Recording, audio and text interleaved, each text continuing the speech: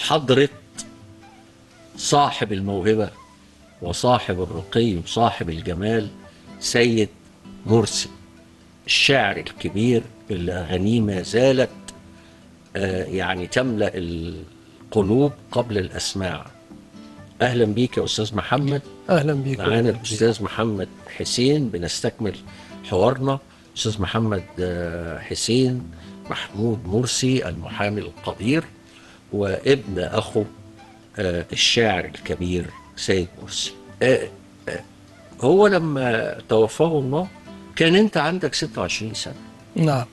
يعني انت عاصرته بكامل يعني حضوره وحضورك ووعيك وشبابك وصباك والى اخره. وقلت لي ان انت اوريدي كنت محامي بقالك 5 سنين، يعني انت كنت اتخرجت فعلا من جامعه أيوة. واشتغلت بالمحاماه. طيب انت اتعلمت منه ايه؟ قبل ما اسالك عن ذكرياتك الشخصيه معاه وقابلت مين من النجوم معاه وكذا، عايز اسالك اتعلمت منه ايه؟ الاعتماد على النفس. ايوه. اتعلمت منه ان الواحد قلمه حزين شويه.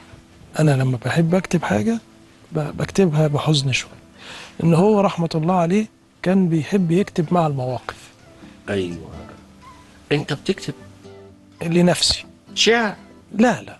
أي خواطر. خواطر. خواطر. خواطر. ايوه. لنفسي. كويس. دي يعني يمكن يعني كان وجوده في حياتك هو الدافع اكيد لانك انت اكيد. يبقى عندك علاقه بالظبط بالكتابه يعني. بالظبط، من شب على شيء شب عليه. بالتاكيد. طيب ايه بقى يعني ذكرياتكم المشتركه يعني بشكل ذكرياتك انت شخصيا يعني معاه؟ رحت معاه مثلا استوديوهات، رحت معاه جلسات لفنانين، شفت معاه فنانين؟ لا لا، ما رحتش معاه الا اللي كان بينزل فيها. كويس.